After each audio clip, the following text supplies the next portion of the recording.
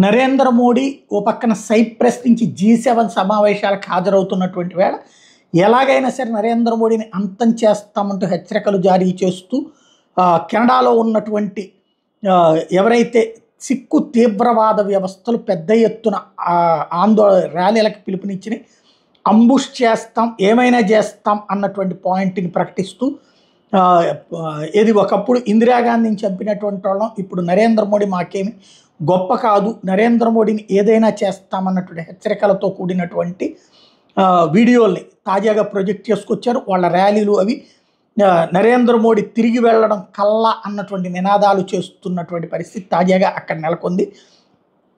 అదే సందర్భంలో భారత ప్రభుత్వం ఆటోమేటిక్గా కెనడాకి ఏం చెప్పదు, ఎందుకంటే కెనడా ప్రభుత్వమే అక్కడ ఆయన భద్రత చూసుకోవాల్సినటువంటి అవసరం ఉంటుంది. కాకపోతే వీళ్ళు చేస్తున్నటువంటి ఈ వ్యవహారం అంటే ఏమైనా చేస్తామనేటటువంటి ఈ వ్యవహారం మాత్రం సంచలనమే సృష్టిస్తోంది. ఎప్పటికీ ఏం చేసినా సరే మమ్మల్ని ఎవరు ఏం చేయలేరు అన్నటువంటి పొగరైతే వీళ్ళలో కనబడుతోంది ఖలిస్తానీ తీవ్రవాదులు. అదే సందర్భంలో మిగతా సిక్కులు అక్కడ ఆయనకి నరేంద్ర మోడీ ఘన స్వాగతం పలకడానికి సిద్ధపడటం అన్నటువంటిది ఇక్కడ మరో కీలకమైనటువంటి పరిణామం. ఓవరాల్గా చూస్తే నరేంద్ర మోడీకి థ్రెట్ ఇవ్వడం అనేటటువంటి పాయింట్ని అడ్డం పెట్టుకుని ప్రచారం సంపాదించేందుకు సిద్ధపడుతున్నటువంటి పరిస్థితి.